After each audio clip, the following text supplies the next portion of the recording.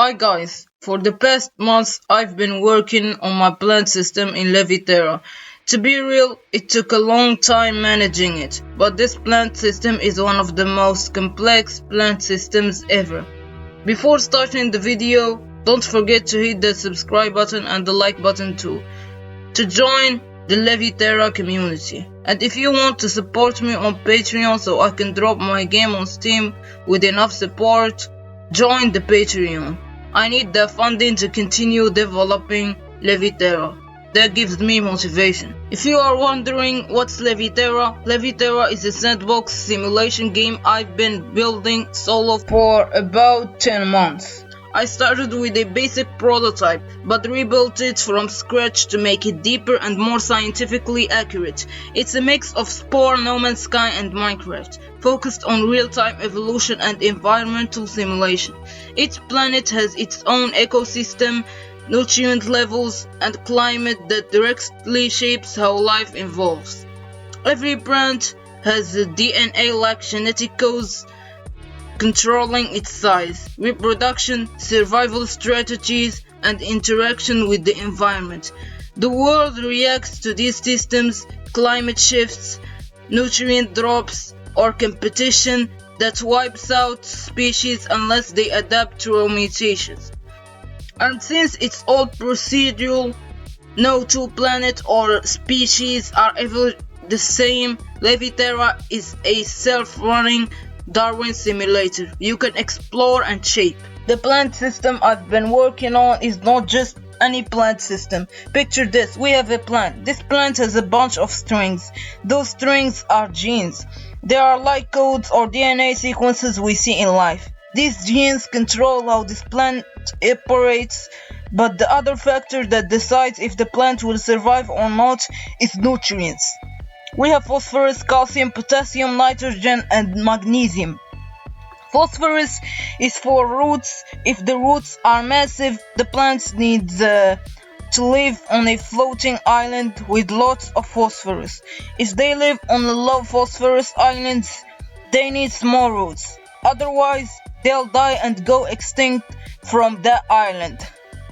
Calcium is tied to the stems. The more stems the plant has, the more calcium it needs. Potassium works like a recovery kit for the plant. If the plant is damaged, potassium is the nutrient that speeds up recovery. Nitrogen and magnesium are a diode. They team up to keep photosynthesis and leaves alive. Without them, the leaves are gone, and no leaves means no photosynthesis, which eventually makes the plant die on a nitrogen low island. The nitrogen low island, they will eventually go extinct. Nutrients and genes together define the plant's true destiny. All of this runs in two code files.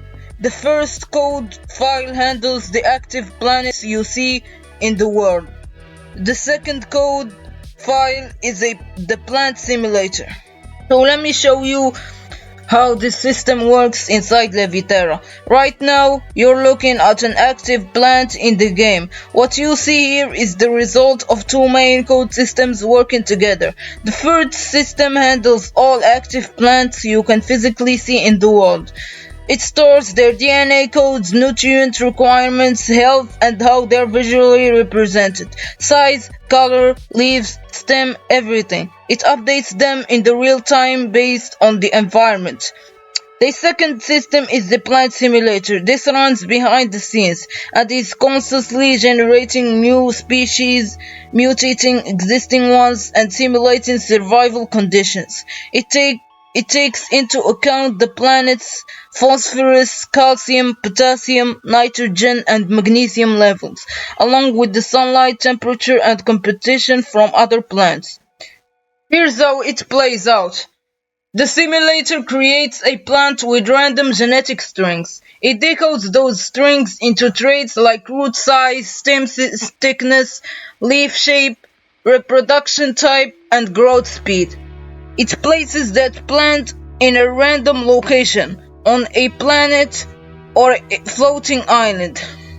It then starts running time forward, simulating days, months, and years in seconds. If a plant genetics match the environment, like having small roots in a low phosphorus area or leaves adapted for low sunlight, it thrives. If it doesn't match, it starts to weaken over time. The system calculates its extinction rate. But here's the interesting part. Plants can mutate before they die out. The mutation system changes parts of their DNA, sometimes turning them into an entirely different species that can now survive in the same environment. Sometimes the mutation saves them, sometimes it fails, and the plant disappears forever. And because of this is all procedural. You can walk to a different island on the same planet and find an entirely different set of plants that evolved under different nutrient balances and climate conditions. Alrighty guys, here's some fresh footage of my game Leviterra and its insane plant evolution system. Check this out. This plant evolved over 1 billion of years in game, and if you think I'm exaggerating, wait until you see the extinction stats at the end. Over 1,000 species have gone extinct, and only 8 survived, and all of this simulated in just seconds. Take this tree for example. It evolved a brownish color because that's the most efficient at absorbing light from its star. It grows a max of 3 leaves and has a small root system that helps it survive in almost any island, and it stays short, about the player's height. It reproduces with heavy spores, lives a short lifespan, and usually reproduces only once before dying. This one weighs about 0.7 kilograms. Now look at this other plant. It's also short, but its moderate spore weight lets it spread much farther instead of just staying crowded in one spot. And this one slightly smaller upper part. Still the brownish green color, and perfect for this planet's orbit and sunlight. And remember, behind all of these plants is a whole history. Over 900 extinct species recorded so far. In the future I might add graphs and even more in-depth evolution tracking. Trust me, the game's gonna get way cooler.